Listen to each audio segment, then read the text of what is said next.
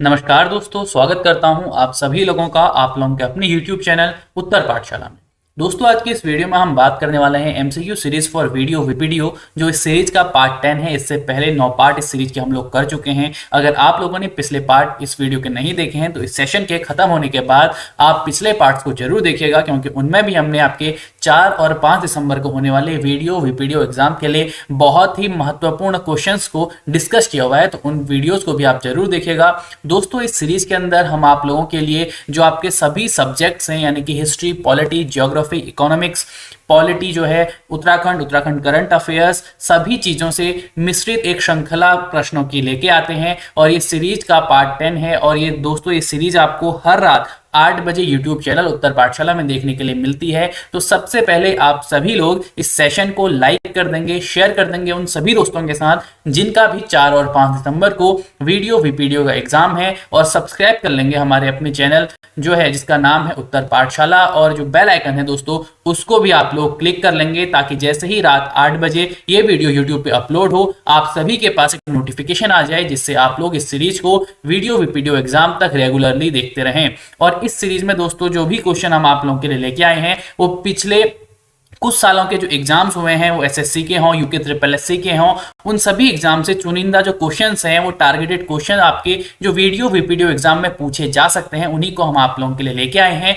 और अगर आप लोग दोस्तों इस सेशन की पीडीएफ चाहिए होगी, तो वो आपको मिलेगी हमारे टेलीग्राम और व्हाट्सएप ग्रुप्स में, जिनके लिंक आपको डिस्क्रिप्शन बॉक्स में देखने के लिए मिलेंगे, जिनके माध्यम से आप हमारी जो ये पीडीएफ है इसको डाउनलोड कर सकते हैं। तो सबसे पहले दोस्तों, चैनल को लाइक कर दीजिए, शेयर कर दीजिए, जिन्होंने सब्सक्राइब नहीं किया है सब्सक्राइब के साथ साथ जो बेल आइकन है उसे क्लिक कर दीजिए। और अगर आप लोग पीडीएफ आपको चाहिए तो टेलीग्राम और व्हाट्सएप ग्रुप भी ज्वाइन कर लीजिए। तो दोस्तों, आइए स्टार्ट करते हैं आज की एमसीक्यू सीरीज को, पार्ट 10 जो इसका है। और ये जो सीरीज टारगेटेड है वीडियो वीपीडीओ 4 और 5 दिसंबर को आपका होना है। तो आज की सीरीज का पहला क्वेश्चन ये रहा कि किस ऋषि के बारे में कहा जाता है कि उन्होंने दक्षिण भारत का आर्यकरण किया और उन्हें आर्य बनाया।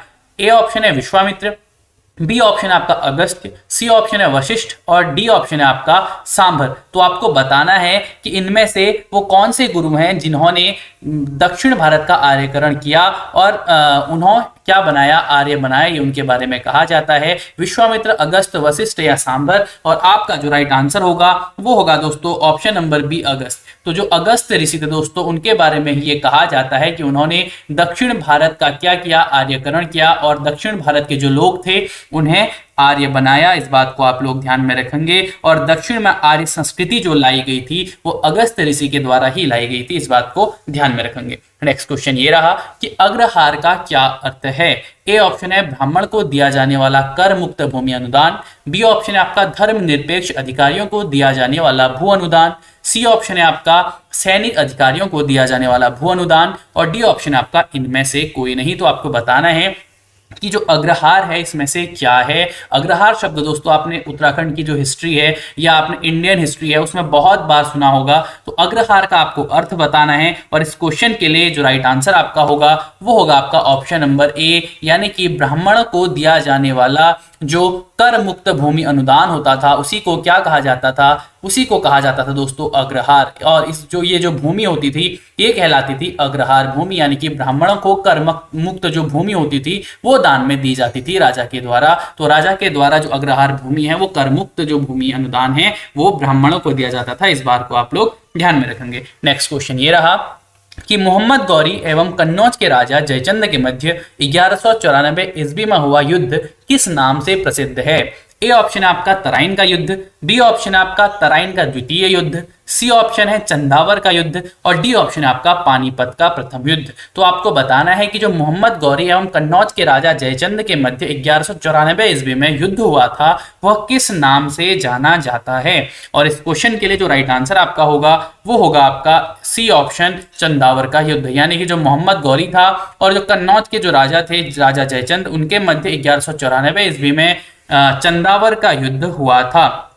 ठीक है, और इस युद्ध के दौरान जो दोस्तों जयचंद की जो सेना जो थी वो कमजोर पड़ने लगी थी और अंत में जयचंद की हार हुई थी और उसकी वहीं पे क्या हो गई थी, मृत्यु हो गई थी। तो ये भी याद रखेंगे कि जो राजा जयचंद था उसकी जो मृत्यु हुई थी वो भी चंदावर के युद्ध में ही हुई थी, इस बात को ध्यान रखेंगे। और इस युद्ध में मोहम्मद गौरी की जीत हुई थी और ये हुआ कब था, 1194 ईस्वी में। और जो 4 युद्ध आपको दोस्तों आपकी स्क्रीन में दिख रहे हैं, यानी कि तराइन का प्रथम युद्ध, तराइन का द्वितीय युद्ध, चंदावर का युद्ध, पानीपत का प्रथम युद्ध, इन सभी युद्ध से दोस्तों आपके जो एग्जाम है उसमें क्वेश्चन पूछे जा चुके हैं। तो आप सभी लोग ये युद्ध कब हुए थे कमेंट बॉक्स में कमेंट करके इनके सन को जरूर बताएंगे कि कौन सा युद्ध कब लड़ा गया था। ये बात आप लोग कमेंट बॉक्स में कमेंट करके बताएंगे, क्योंकि इससे रिलेटेड क्वेश्चन आपके पेपर में पूछे जा चुके हैं। नेक्स्ट क्वेश्चन ये रहा कि किस इतिहासकार ने अकबर द्वारा प्रतिपादित दीन ए इलाही को एक धर्म कहा था।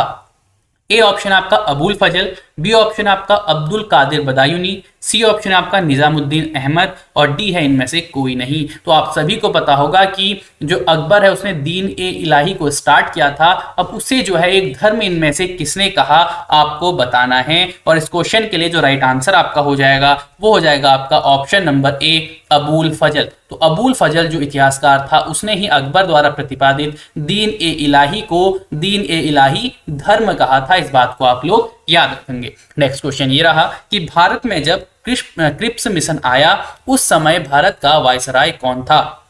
ए ऑप्शन है आपका लॉर्ड विलिंगटन, बी ऑप्शन है लॉर्ड एमहर्स्ट, सी ऑप्शन है आपका लॉर्ड लिनलिथगो और डी ऑप्शन आपका लॉर्ड वेलेस्ली। तो आपको बताना है कि जब क्रिप्स मिशन भारत आया था तो उस समय भारत का वायसराय कौन था। और आपका जो राइट आंसर होगा वो होगा आपका option number C Lord Linlithgow आपका राइट आंसर हो जाएगा।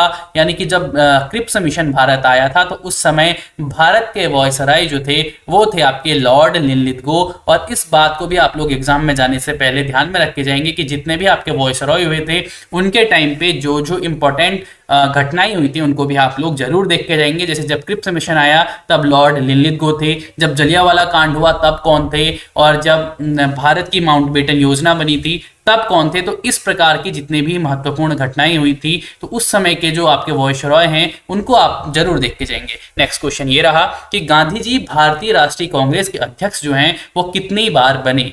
ए ऑप्शन है 1 बार, बी ऑप्शन है 2 बार, सी ऑप्शन है 3 बार और डी ऑप्शन है आपका 4 बार। तो आपको बताना है कि गांधी जी भारतीय राष्ट्रीय कांग्रेस के कितनी बार अध्यक्ष बने थे। और इस क्वेश्चन के लिए जो राइट आंसर आपका होगा वो होगा आपका ऑप्शन नंबर ए यानी कि 1 बार। तो जी हाँ दोस्तों, जो गांधी जी थे वो भारतीय राष्ट्रीय कांग्रेस के सिर्फ 1 बार अध्यक्ष बने थे और वो बने थे 1924 में, जब बेलगांव का कांग्रेस अधिवेशन हो रहा था। तो बेलगांव के कांग्रेस अधिवेशन की 1924 में गांधी जी के द्वारा अध्यक्षता की गई थी, इस बात को आप लोग ध्यान में रखेंगे। इसके अतिरिक्त गांधी जी ने कभी भी कांग्रेस अधिवेशन की अध्यक्षता नहीं की। और इस अधिवेशन में दोस्तों जो 1924 का बेलगांव अधिवेशन हुआ था इसमें जो नरम दल है इसको कांग्रेस में लाया गया था और इस दल से दोस्तों जो मुस्लिम लीग थी वह पुनः कांग्रेस से अलग हो गई थी, इस बात को भी आप लोग ध्यान में रखेंगे। नेक्स्ट क्वेश्चन ये रहा कि लघु हिमालय श्रेणी के ढालों पर मिलने वाले छोटे छोटे घास के मैदानों को उत्तराखंड में क्या कहा जाता है। ए ऑप्शन है दून, बी ऑप्शन है मर्ग, सी ऑप्शन है चोस और डी ऑप्शन आपका बुग्याल एवं पयार। तो आपको बताना है कि लघु हिमालय श्रेणी के ढालों पर मिलने वाले छोटे छोटे घास के जो मैदान होते हैं उन्हें उत्तराखंड में क्या कहा जाता है। और इस क्वेश्चन का जो राइट आंसर आपका होगा वो होगा आपका ऑप्शन नंबर डी यानी कि बुग्याल एवं पयार उन्हें कहा जाता है उत्तराखंड में, जो लघु हिमालय श्रेणी के ढालों पर मिलने वाले छोटे छोटे घास के मैदान होते हैं, इस बात को आप लोग ध्यान में रखेंगे। यानी कि जो बुग्याल हैं वो लघु हिमालय श्रेणी की ढाल पर मिलने वाले छोटे छोटे घास के मैदानों को उत्तराखंड में कहा जाता है। नेक्स्ट क्वेश्चन ये रहा कि निम्नलिखित में से कौन सा दर्रा हिमाचल प्रदेश में स्थित नहीं है, आपको बताना है। ए ऑप्शन आपका बारालाचा, बी ऑप्शन है पाचाला, सी ऑप्शन आपका शिपकिला और डी ऑप्शन आपका जिलेपला। तो आपको बताना है कि इनमें से कौन सा वो दर्रा है जो हिमाचल प्रदेश में स्थित नहीं है। और इस क्वेश्चन के लिए जो राइट आंसर आपका होगा वो होगा आपका ऑप्शन नंबर डी, जेलेपला दर्रा। जेलेपला दर्रा दोस्तों हिमाचल प्रदेश में नहीं है। जेलेपला दर्रा जो आपको देखने के लिए मिलेगा वो सिक्किम राज्य में देखने के लिए मिलेगा। तो सिक्किम राज्य में आपका जेलेपला दर्रा है। बाकी बारालाचा, पाचाला, सिपकिला ये तीनों दर्रे आपके हिमाचल प्रदेश में हैं, लेकिन जेलेपला दर्रा आपका सिक्किम राज्य के अंदर आता है। नेक्स्ट क्वेश्चन ये रहा कि कावेरी नदी जल विवाद मुख्यतः किन दो राज्यों के मध्य है? ए ऑप्शन आंध्र प्रदेश तथा तमिलनाडु, बी ऑप्शन केरल तथा कर्नाटक, सी ऑप्शन केरल तथा तमिलनाडु और डी ऑप्शन आपका कर्नाटक तथा तमिलनाडु। तो आपको बताना है कि जो कावेरी नदी जल विवाद है वो मुख्यतः किन दो राज्यों के मध्य में है। और इस क्वेश्चन के लिए जो राइट आंसर आपका होगा वो होगा आपका ऑप्शन नंबर डी, कर्नाटक तथा तमिलनाडु। तो जो दो राज्य हैं कर्नाटक और तमिलनाडु, इन दो के मध्य ही कावेरी नदी जल विवाद है। और कावेरी नदी जल के बंटवारे को लेकर तमिलनाडु और कर्नाटक के बीच में ये जो विवाद है बहुत गंभीर विवाद है दोस्तों। और कावेरी नदी के डेल्टा पर क्या होती है, एक अच्छी खेती होती है और इसके पानी को लेकर दोनों राज्यों में क्या है, विवाद देखने के लिए मिलता है। और ये जो पानी है कावेरी नदी का है, इसलिए इस जो विवाद को कावेरी नदी जल विवाद कहा जाता है। और जो कावेरी नदी पर तमिलनाडु में जो एक जो भारचुक्की और बालामुरी जलप्रपात स्थित है, इस बात को भी आप लोग याद रखेंगे कि भारचुक्की और बालामुरी जलप्रपात कावेरी नदी पर हैं। और ये दोनों जलप्रपात किस राज्य में हैं, तो तमिलनाडु में हैं। इस बात को आप लोग ध्यान में रखेंगे कि कावेरी नदी जल विवाद आपका कर्नाटक तथा तमिलनाडु राज्य में है। नेक्स्ट क्वेश्चन ये रहा कि टिहरी बांध निम्नलिखित में से किन दो नदियों के संगम पर स्थित है? ए ऑप्शन गंगा और यमुना, बी ऑप्शन भागीरथी और अलकनंदा, सी ऑप्शन भागीरथी व भिलंगना और डी ऑप्शन आपका अलकनंदा और मंदाकिनी। तो जो टिहरी बांध आपका उत्तराखंड में है, ये किन दो नदियों के संगम पर स्थित है आपको बताना है। और इस क्वेश्चन के लिए जो राइट आंसर आपका होगा तो वो होगा आपका ऑप्शन नंबर सी, भागीरथी और भिलंगना। तो भागीरथी और भिलंगना नदियों के संगम पर स्थित है आपका टिहरी बांध, जिसकी जो कल्पना की गई थी यानी कि परियोजना की शुरुआत जो हुई थी वो 1953 में की गई थी और अंततः ये 2007 में पूरी हुई थी। इस बात को आप लोग ध्यान में रखेंगे। ये जो टिहरी बांध है ये उत्तराखंड में है, आप सभी को पता होगा, और ये आपका भागीरथी और भिलंगना नदी के संगम पर स्थित है। नेक्स्ट क्वेश्चन ये रहा कि निम्नलिखित में से कौन सही सुमेलित नहीं है?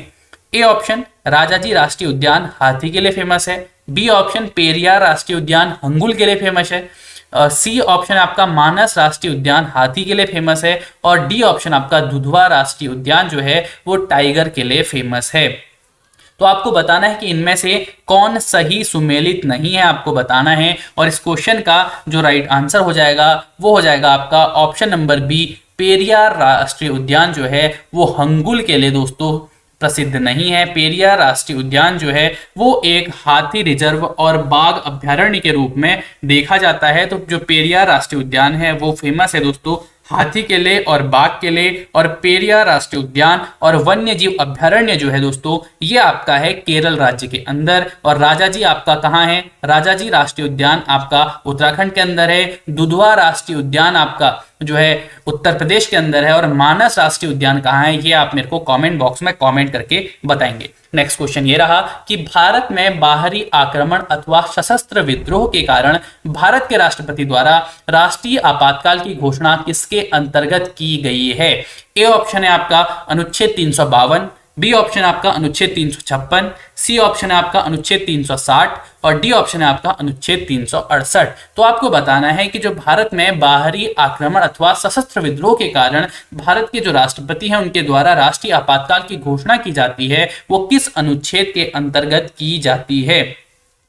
और इस क्वेश्चन के लिए जो राइट आंसर आपका होगा वो होगा आपका अनुच्छेद 352। तो अनुच्छेद 352 के अंदर दोस्तों भारत में बाहरी आक्रमण और सशस्त्र विद्रोह के कारण राष्ट्रीय आपातकाल की घोषणा की जाती है अनुच्छेद 352 के अंदर। और आपातकाल से रिलेटेड जो हमारे 3 अनुच्छेद हैं यानी कि जो भारत है, भारत में 3 टाइप के जो आपातकाल है उनके लिए 3 अनुच्छेद हैं और तीनों के 4-4 के गैप में है। यानी कि पहला जो है वो 352 है, दूसरा अनुच्छेद आपातकाल से रिलेटेड वो 356 है और तीसरा जो अनुच्छेद है आपातकाल से रिलेटेड वो 360 है। अब आप नाम बताएंगे कि ये आपातकाल कौन कौन से हैं, यानी कि 356 में कौन सा आपातकाल है और 360 में कौन सा आपातकाल है, आप मुझे कमेंट बॉक्स में कमेंट करके बताएंगे। 352 में आपका सशस्त्र विद्रोह और भारी आक्रमण के समय का राष्ट्रीय आपातकाल है और 356 और 360 को आपने कमेंट बॉक्स में कमेंट करके बताना है। नेक्स्ट क्वेश्चन ये रहा कि संविधान के किन अनुच्छेदों में शोषण के विरुद्ध अधिकार वर्णित है।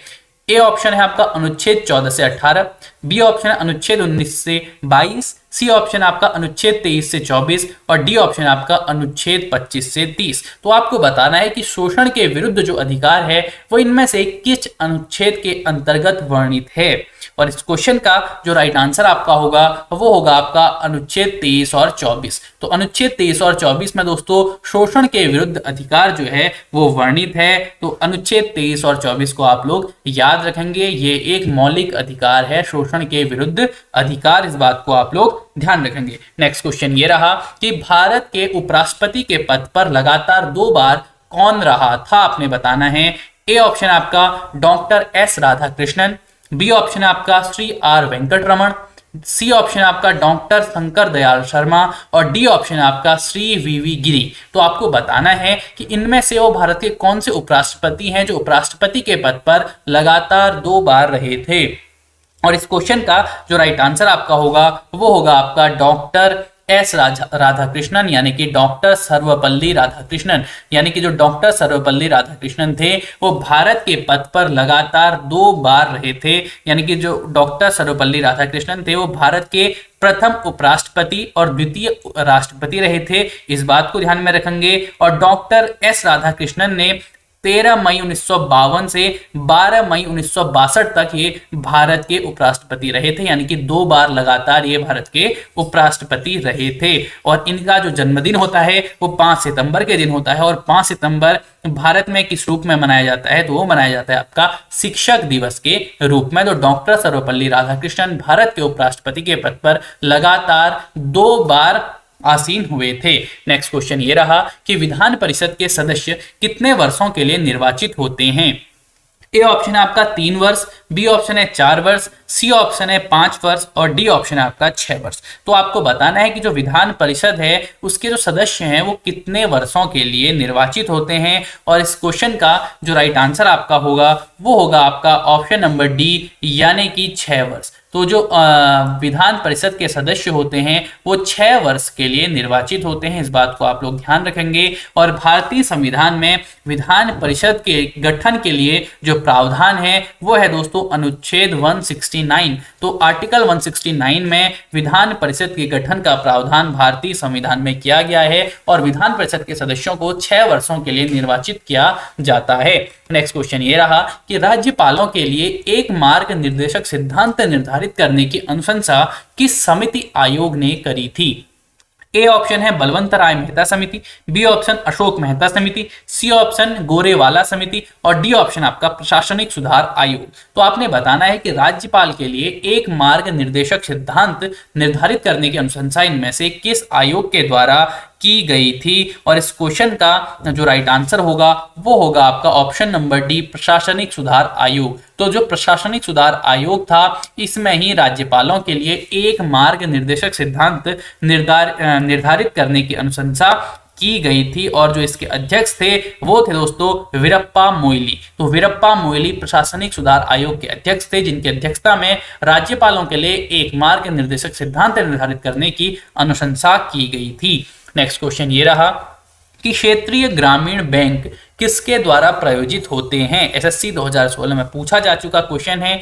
ए ऑप्शन आपका राष्ट्रीयकृत वाणिज्यिक बैंक, बी ऑप्शन भारतीय reserve bank, C option state bank of India और डी ऑप्शन आपका भारत सरकार। तो आपको बताना है कि जो क्षेत्रीय ग्रामीण बैंक होते हैं वो इनमें से किसके द्वारा प्रायोजित होते हैं। और इस क्वेश्चन का जो राइट आंसर आपका होगा वो होगा आपका ऑप्शन नंबर ए, यानी कि राष्ट्रीयकृत वाणिज्यिक बैंक। तो राष्ट्रीयकृत वाणिज्यिक बैंकों के द्वारा आपके क्षेत्रीय ग्रामीण बैंकों को प्रायोजित किया जाता है, इस बात को आप लोग ध्यान रखेंगे। नेक्स्ट क्वेश्चन ये रहा कि निम्न में से कौन सा एक सही सुमेलित नहीं है, आपको बताना है। ए ऑप्शन है फूलों की खेती को फ्लोरिकल्चर कहा जाता है, बी ऑप्शन है फसलों की खेती को एग्रोनॉमी कहा जाता है, सी ऑप्शन है सब्जियों की खेती को हॉर्टिकल्चर कहा जाता है और डी ऑप्शन है आपका फलों की खेती को पोमोलॉजी कहा जाता है। तो आपको बताना है कि इनमें से कौन सही सुमेलित नहीं है और किसके अध्ययन को क्या कहा जाता है, किसकी खेती को क्या कहा जाता है। इस प्रकार के जो भी क्वेश्चंस हैं एक बार आप एग्जाम में जाने से पहले उनको भी जरूर देख के जाएंगे, इनसे भी आपका एक सवाल बनने की संभावना है। तो इस क्वेश्चन का जो राइट आंसर आपका हो जाएगा वो हो जाएगा आपका ऑप्शन नंबर सी, सब्जियों की खेती को दोस्तों हॉर्टिकल्चर नहीं कहा जाता है। जो सब्जियों की खेती होती है उसे ऑलरी कल्चर कहा जाता है। इस बात को आप लोग ध्यान रखेंगे कि सब्जी की खेती को ऑलरी कल्चर कहा जाता है और फूलों की खेती को फ्लोरिकल्चर, फसलों की खेती को एग्रोनॉमी, फलों की खेती को पोमोलॉजी और हॉर्टिकल्चर जो होता है दोस्तों वो पौधों की खेती को कहा जाता है। नेक्स्ट क्वेश्चन ये रहा कि किस राष्ट्र की राष्ट्रीय आय होती है, यानी कि किसी राष्ट्र की राष्ट्रीय आय होती है। ए ऑप्शन सरकार का वार्षिक राजस्व, बी ऑप्शन उत्पादन कार्यों का योगफल, सी ऑप्शन सार्वजनिक क्षेत्रों के उद्यमों का अधिशेष और डी ऑप्शन आपका निर्यात में आयात को घटाकर जो होता है वो राष्ट्र की राष्ट्रीय आय होती है। तो आपको बताना है कि किसी राष्ट्र की राष्ट्रीय आय इनमें से क्या होती है और इस क्वेश्चन का जो राइट आंसर आपका हो जाएगा वो होगा आपका ऑप्शन नंबर बी, यानी कि उत्पादन कार्यों का जो योगफल होता है वो ही किसी राष्ट्र की राष्ट्रीय आय होती है। यानी कि किसी देश के उत्पादन व्यवस्था से जो अंतिम उपभोक्ता के हाथ में जाने वाली वस्तुओं को देश के पूंजीगत साधनों के विशुद्ध जोड़कर ही क्या निकाला जाता है, राष्ट्रीय आय को निकाला जाता है। यानी कि उत्पादन जो भी हो रहा है उसके कार्यों का योगफल ही क्या है, राष्ट्रीय आय है। नेक्स्ट क्वेश्चन ये रहा कि भारत में गरीबी हटाओ का नारा किस पंचवर्षीय योजना के अंतर्गत दिया गया था। ए ऑप्शन आपका दूसरी पंचवर्षीय योजना, बी ऑप्शन है प्रथम पंचवर्षीय योजना, सी ऑप्शन पांचवी पंचवर्षीय योजना और डी ऑप्शन आपका चौथी पंचवर्षीय योजना। तो आपको बताना है कि गरीबी हटाओ का नारा इनमें से किस पंचवर्षीय योजना के अंतर्गत दिया गया था और इस क्वेश्चन का जो राइट आंसर आपका हो जाएगा वो हो जाएगा ऑप्शन नंबर सी, यानी कि पांचवी पंचवर्षीय योजना। जो पांचवी पंचवर्षीय योजना आई थी जो चली थी 1974 से 1979 के बीच में, ये जो वर्ष था पांचवी पंचवर्षीय योजना का, इसमें ही क्या कहा गया था, गरीबी हटाओ का नारा दिया गया था। और जो ये पांचवी पंचवर्षीय योजना थी, ये जो योजना है ये डीपी धर मॉडल पर आधारित थी। इस बात को भी आप लोग ध्यान में रखेंगे कि जो पांचवी पंचवर्षीय योजना थी वो डीपी धर मॉडल पर क्या थी दोस्तों, आधारित थी। नेक्स्ट क्वेश्चन ये रहा कि कंप्यूटर डाटा स्टोर और गणनाएं करने के लिए डैश नंबर सिस्टम का प्रयोग करता है।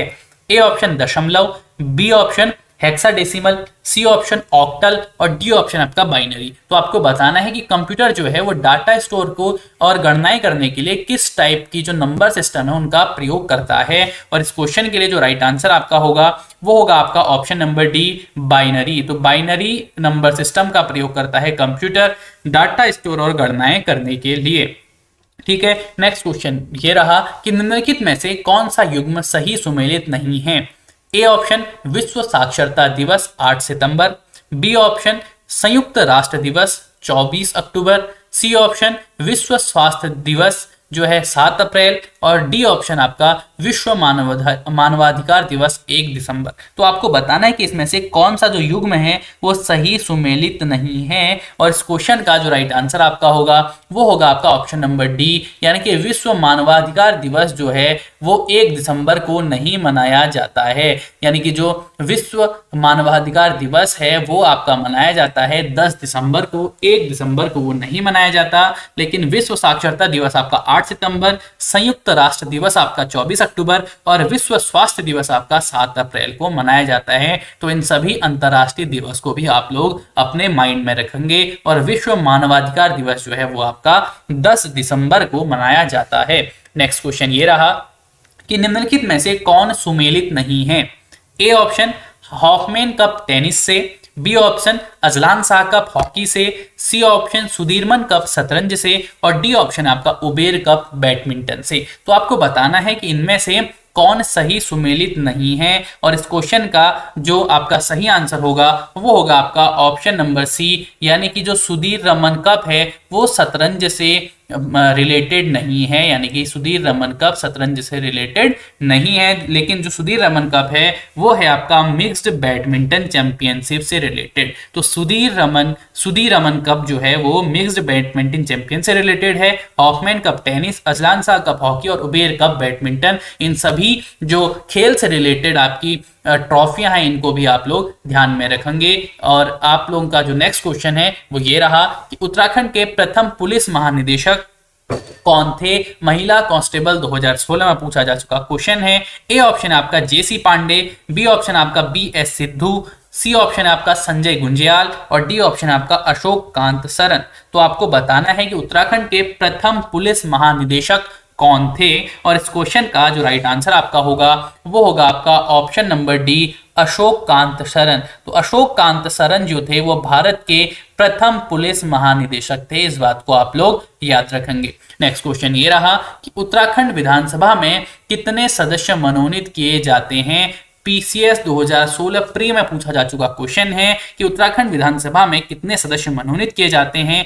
1, 2, 3 और 4 आप लोग अपना आंसर देंगे, और इस क्वेश्चन के लिए जो राइट आंसर होगा वो होगा आपका ऑप्शन नंबर ए, यानी कि ए। तो उत्तराखंड की जो विधानसभा है उसमें एक सदस्य जो है वो मनोनीत किया जाता है, इस बात को आप लोग ध्यान रखेंगे। नेक्स्ट क्वेश्चन ये रहा कि किस ताल को भाई बहन ताल भी कहा जाता है?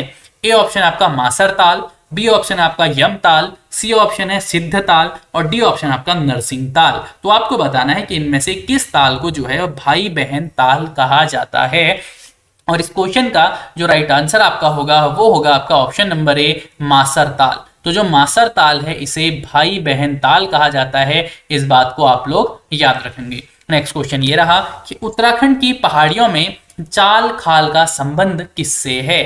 पटवारी लेखपाल 2016 के ये प्रश्न है। ए ऑप्शन आपका जल संरक्षण, बी ऑप्शन जो है अग्नि संरक्षण, सी ऑप्शन वन संरक्षण और डी है इनमें से कोई नहीं। तो आपको बताना है कि उत्तराखंड की पहाड़ियों में चाल खाल का संबंध किससे है, और इस क्वेश्चन का जो राइट आंसर है आपका वो है ऑप्शन नंबर ए, जल संरक्षण। तो उत्तराखंड की पहाड़ियों में चाल खाल का संबंध दोस्तों जल संरक्षण से है, इस बात को आप लोग ध्यान रखेंगे। नेक्स्ट क्वेश्चन ये रहा कि खतलिंग हिमनद का उद्गम स्थान है जलकुर नदी का, भिलंगना नदी का, पिलंगंगा नदी का, बालगंगा नदी का। तो आपको बताना है कि जो खतलिंग हिमनद है वो इनमें से किस नदी का उद्गम स्थान है। समीक्षा अधिकारी 2018 में पूछा जा चुका सवाल है। तो ये जो खतलिंग हिमनद है दोस्तों ये आपका उद्गम स्थान है ऑप्शन नंबर बी, भिलंगना नदी का। तो खतलिंग हिमनद से ही निकलती है कौन सी नदी, वो उसका नाम है भिलंगना नदी। तो भिलंगना नदी का उद्गम स्थान क्या है दोस्तों? खतलिंग हिमनद। नेक्स्ट बात करते हैं नेक्स्ट क्वेश्चन की। नेक्स्ट क्वेश्चन ये रहा कि मुचकुंद गुफा कहाँ स्थित है? ए ऑप्शन आपका बद्रीनाथ के पास, बी ऑप्शन आपका केदारनाथ के पास, सी ऑप्शन है यमुनोत्री के पास और डी ऑप्शन आपका गंगोत्री के पास। तो आपको बताना है कि जो मुचकुंद गुफा है इनमें से कहाँ स्थित है, और इस क्वेश्चन का जो राइट आंसर आपका होगा वो होगा आपका ऑप्शन नंबर ए, बद्रीनाथ के पास। तो बद्रीनाथ के पास स्थित है आपकी मुचकुंद गुफा। नेक्स्ट क्वेश्चन ये रहा कि कत्यूरी राजवंश की राजधानी जोशीमठ से बैजनाथ किसने स्थापित की? ए ऑप्शन आपका वीरदेव, बी ऑप्शन आपका भूदेव, सी ऑप्शन आपका नरसिंह और डी ऑप्शन आपका देव ब्रह्मदेव। तो आपको बताना है कि कत्यूरी राजवंश की जो राजधानी थी जोशीमठ से बैजनाथ में किसने स्थापित करी थी, और इस क्वेश्चन का जो राइट आंसर आपका होगा वो होगा आपका ऑप्शन नंबर सी, नरसिंह देव। तो जो नरसिंह देव था उसने ही क्या करी थी, कत्यूरी राजवंश की जो राजधानी थी वो जोशीमठ से बैजनाथ में क्या करी थी, स्थापित करी थी। नेक्स्ट क्वेश्चन ये रहा कि बलभद्र शाह को शाह की उपाधि इसमें से किसने दी थी? ए ऑप्शन है आपका बहलोल लोदी ने, बी ऑप्शन है अकबर ने, सी ऑप्शन है आपका औरंगजेब ने और डी ऑप्शन है आपका बाबर ने। तो आपको बताना है कि जो बलभद्र शाह था उसे शाह की उपाधि किसने दी थी, और इस क्वेश्चन का जो राइट आंसर होगा वो होगा आपका ऑप्शन नंबर ए, यानी कि बहलोल लोदी ने। तो बहलोल लोदी जो लोदी वंश का संस्थापक था उसने ही क्या दी थी, बलभद्र शाह को शाह की उपाधि दी थी। नेक्स्ट क्वेश्चन ये रहा कि अष्टकोट की रजत मुद्रा किस पवार शासक से संबंधित है?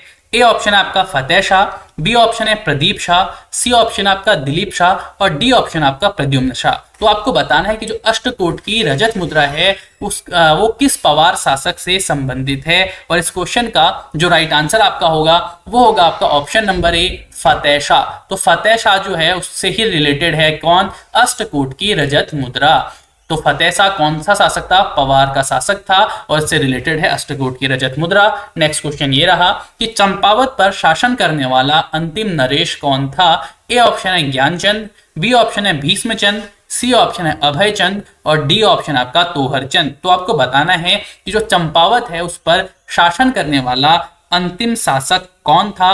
और इस क्वेश्चन का जो राइट आंसर आपका होगा वो होगा आपका ऑप्शन नंबर बी भीष्मचंद। तो भीष्मचंद जो है वो अंतिम नरेश था चंपावत पर जिसने शासन किया था। इसके बाद अपने शासन के अंतिम दिनों पर भीष्मचंद ने जो अपनी राजधानी है वो चंपावत से अल्मोड़ा में स्थानांतरित कर दी थी। तो जो चंपावत पर शासन करने वाला अंतिम नरेश था उसका नाम क्या था, उसका नाम था दोस्तों भीष्मचंद। नेक्स्ट क्वेश्चन ये रहा कि अल्मोड़ा में चौमहला महल किसने बनाया था। ए ऑप्शन आपका रुद्रचंद, बी ऑप्शन है लक्ष्मीचंद, सी ऑप्शन है आपका कल्याण चंद और डी ऑप्शन है आपका बाज बहादुर चंद। तो आपको बताना है कि जो अल्मोड़ा था उसमें जो चौमहला महल था वो इनमें से किसके द्वारा बनाया गया था। और इस क्वेश्चन का जो राइट आंसर आपका होगा वो होगा आपका ऑप्शन नंबर सी कल्याण चंद। तो कल्याण चंद ने अल्मोड़ा में चौमहला महल का निर्माण कराया था। इस बात को आप लोग ध्यान में रखेंगे। सो दोस्तों ये था हमारा आज का सेशन। आपको ये सेशन कैसा लगा और जो आज के क्वेश्चंस थे वो आपको कैसे लगे हमें कमेंट बॉक्स में कमेंट करके जरूर बताइएगा।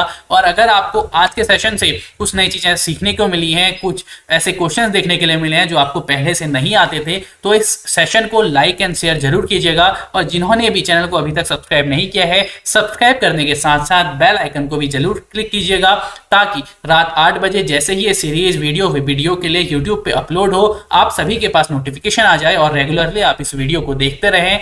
इस वीडियो की जो PDF फाइल है वो आपको देखने के लिए मिलेगी हमारे टेलीग्राम चैनल उत्तर पाठशाला में, जिसके लिंक आपको डिस्क्रिप्शन बॉक्स में दे दिए गए हैं, जिनके माध्यम से आप हमारे टेलीग्राम और व्हाट्सएप ग्रुप्स को ज्वाइन कर सकते हैं। So thank you for joining us. Thank you till next video.